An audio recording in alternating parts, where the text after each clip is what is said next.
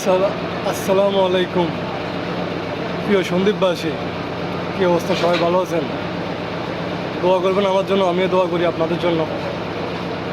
আল্লাহ আপনাদেরকে সুষ্ঠু এবং ন্যায়ের প্রতি ভোট দেওয়ার অধিকার দান করুক, আল্লাহুম্মা আমিন।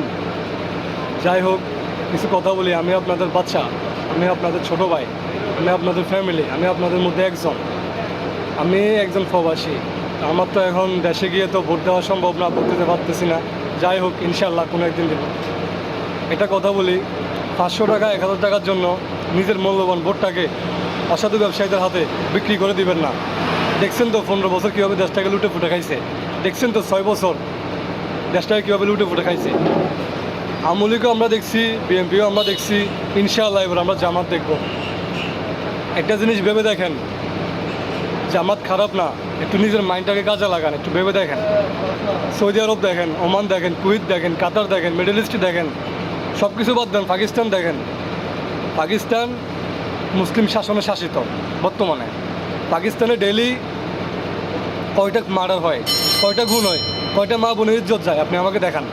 আপনি IMF-এর রিপোর্ট দেখেন। আপনারা শিক্ষিত সমাজ, আপনারা ম্যাচিউর।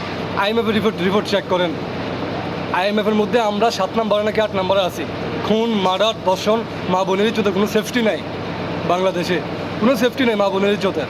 এখানে যেখানে সেখানে ধর্ষণ। আমার নিজের ঠিক বয়সে বিয়ে করলে আমার বাচ্চা যত বড় হইতো, আমার বাচ্চার বয়সে মেয়েদের কি ধর্ষণ হয় বর্তমানে। মানুষের ভিতরে মনুষ্যত্ব নাই, বিচার নাই তো। একটা মেয়েকে ধর্ষণ করছে, কল্লা গাড়ি দেশ না। একটা ছেলে চুরি করছে, বিনা কারণে হাত কাটি দেশ না। এই বিচার নাই তো দেশে। এই বিচার থাকলে আজকে এগুলো করতে পারতো না। আমি ইউএইতে আছি। ইউনাইটেড আরব এমিরেটস।